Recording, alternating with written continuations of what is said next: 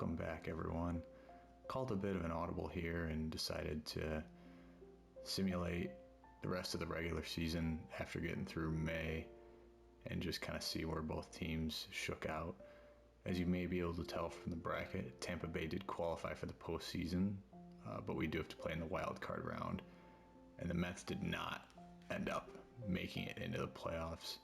So if we just go quick kind of calendar overview, the Mets finished 86 and 76, and really, when you look through the day-to-day grind of it all, there were some ups and downs and some, you see here in September, one on a nice little tear where one maybe 7 out of 10 or so. July was a down month.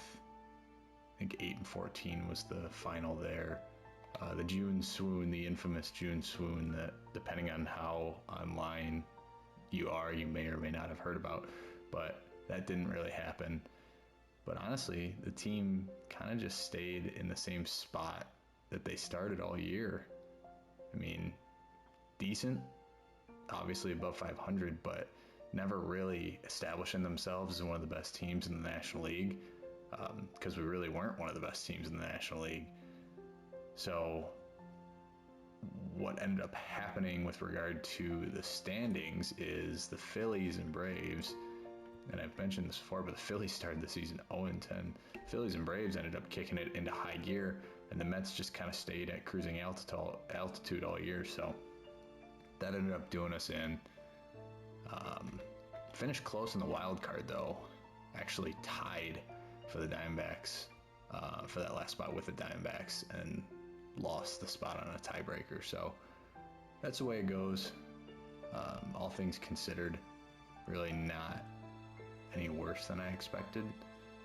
The team, I think, grading wise, I don't know if we can see it anymore. I don't think we can. Like the rankings and stuff.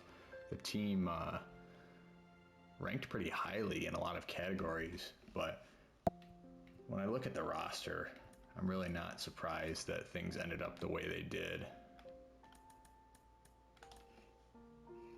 Pretty good performances in the power department. Pete Alonso hit 33 homers. Francisco Alvarez in his rookie season had 29. But the averages and on-base percentages weren't great.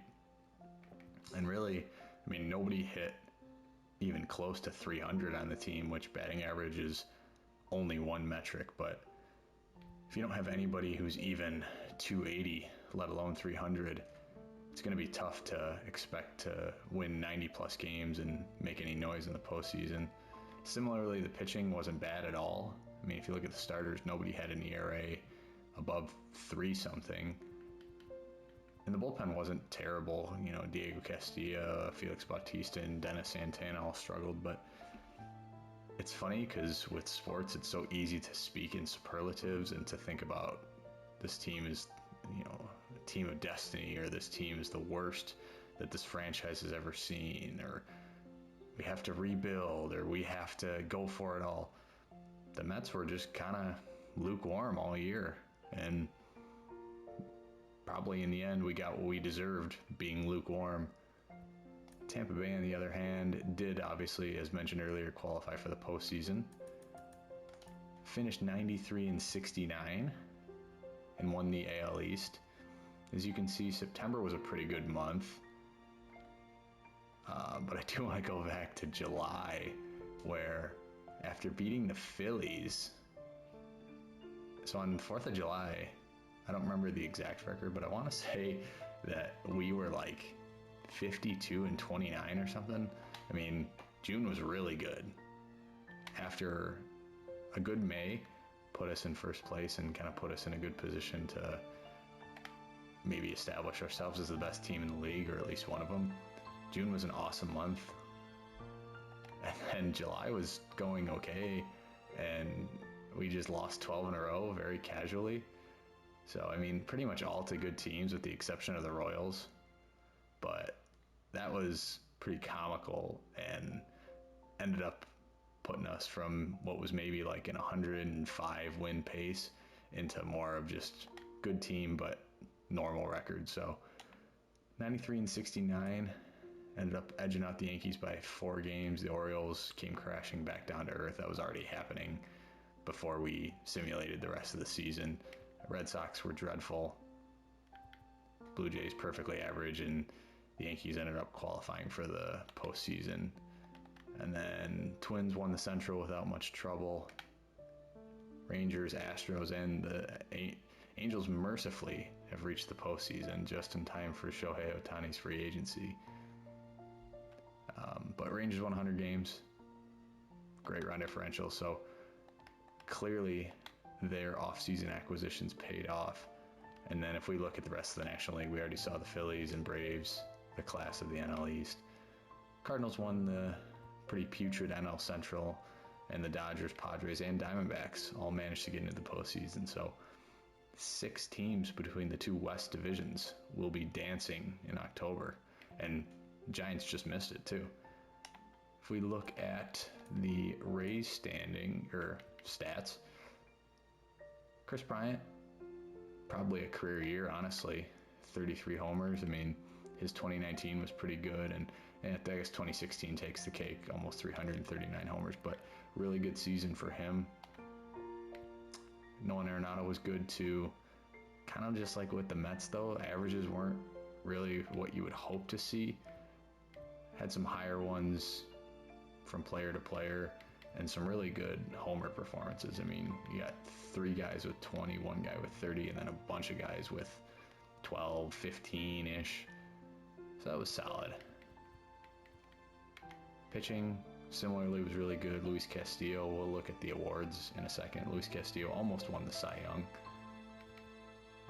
But, you know, like will happen in baseball, get some wonky win-loss numbers sometimes. Like DeGrom had the best ERA of any of the starters, and yet went 11-11. Bullpen was pretty good. I think getting Liam Hendricks a fresh start was the best thing for him and the best thing for the team. So that was how the season played out for the Rays. Look at the awards real quick. I won't go through all of them, but we can look at the main ones. So Trout did win the MVP. Kind of hard to think that Ohtani wouldn't get it just because he was a 3.19 ERA starter worth almost 4 WAR as a pitcher, and then hit 43 homers. But he had a great year. Rafael Devers on a really bad Boston team almost hit 50 homers, and Trout back to his usual exploits. So that was the American League. We'll just go through the American League main ones, and then we'll do National League. Garrett Cole won the Cy Young. Former Ray Shane McClanahan had a great year in Texas. Good for him. And then Luis Castillo, as mentioned. And then batting title, Corey Seager. Another really good Red Sox performance. I don't know how they were so bad, but Rob Refsnyder hit 300. And Louis Robert as well. Reliever of the year, who really cares, although these numbers are pretty impressive from Ryan Presley. And then Rookie of the Year, John Kenzie. It's the first time I've seen that name. John Kenzie Noel took it home for Cleveland, almost hitting 30 homers. And the Hank Aaron Award for the best hitter in each league was won by Trout. We're not going to look at Gold Gloves because it's just based off of fielding percentage. But going in reverse order, Bryce Harper had a good season for the Phillies, who overcame their dreadful start to win the division. Rookie of the Year, Bryce Elder for the Braves took it home. Alvarez was in the running. Probably splitting hairs and deciding who wins that. Craig Kimbrell, channeling some of his old magic to almost have 50 saves for the Phils.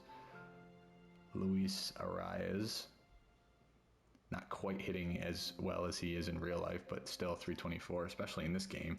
Nothing to sneeze at. And then a pair of 312 hitters for the Phillies. All around, it's honestly kind of surprising if the Phillies don't go on a run to the World Series here based off this award circuit. They got the Cy Young, they got Reliever of the Year. They didn't get MVP though, bizarrely. Jorge Soler, playing for a last place Miami team, is given the award with his 41 homers and 260 average. And it's actually really interesting because both Alec Baum and Bryce Harper theoretically have a pretty good claim to it, especially Harper hitting 30 plus homers, 312 for a first place team, but didn't even finish in the top three. So Bogarts and Freeman for San Diego and LA, they both at least are in the postseason, but I don't know, Jorge Soler scoring one for the little guys. Not quite his 2019 performance with Kansas City, but still a really good year. So those are the awards. And looking ahead to the postseason, as mentioned, the Angels did finally make the playoffs with their two-headed monster. So we'll take on them in the first round. It's for anyone who's not familiar, I'm still kind of getting used to this new playoff situation with the wild card round instead of the wild card game, let alone actually having a wild card game. But the wild card round is a best of three, and we'll host all three games. So it'll basically be a 3-game series in Tampa. Winner of that goes on to play Minnesota.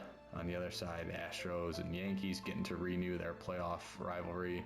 Winner of that will take on Texas. And then the other side, we got Braves and Padres, Cardinals and Diamondbacks, with the Dodgers and the Phillies awaiting. So what I'm going to do for the postseason is I am going to play every game, and I'll just package those into shorter highlight montages like I've been doing for the past couple of videos. So don't expect full play-by-plays. We'll just do kind of the, abbreviated 2-minute highlight for each game, and we'll see if we can make a run in Tampa. Thanks for watching, and I'll see you again soon.